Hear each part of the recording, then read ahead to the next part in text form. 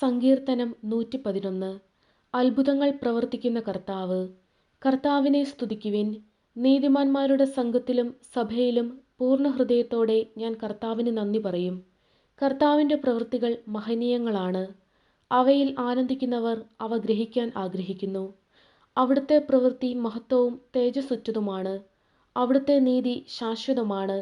തൻ്റെ അത്ഭുത പ്രവൃത്തികളെ അവിടുന്ന് സ്മരണീയമാക്കി. കർത്താവ് കൃപാലുവും വാത്സല്യനിധിയുമാണ്. തൻ്റെ ഭക്തർക്ക് അവിടുന്ന് ആഹാരം നൽകുന്നു. അവിടുന്ന് തൻ്റെ ഉടമ്പടിയെ എപ്പോഴും അനുസ്മരിക്കുന്നു. ജനതകളുടെ അവകാശത്തെ തൻ്റെ ജനത്തിന് നൽകിക്കൊണ്ട് തൻ്റെ പ്രവൃത്തികളുടെ ശക്തിയെ അവർക്ക് വെളിപ്പെടുത്തി. അവിടുത്തെ പ്രവൃത്തികൾ വിശ്വസ്തവും നീതിയുക്തവുമാണ്. അവിടുത്തെ പ്രമാണങ്ങൾ വിശ്വാസ്യമാണ്. വിശ്വസ്തയോടും പരമാർത്ഥതയോടും കൂടെ പാലിക്കപ്പെടാൻ അവയെ എന്നേക്കുമായി സ്ഥാപിച്ചിരിക്കുന്നു.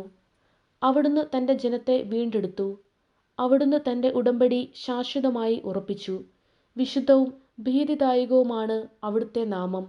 ദൈവഭക്തിയാണ് ജ്ഞാനത്തിൻ്റെ ആരംഭം. അത് പരിശീലിക്കുന്നവർ വിവേകികളാകും. അവിടുന്ന് എന്നേക്കും സ്തുതിക്കപ്പെടും.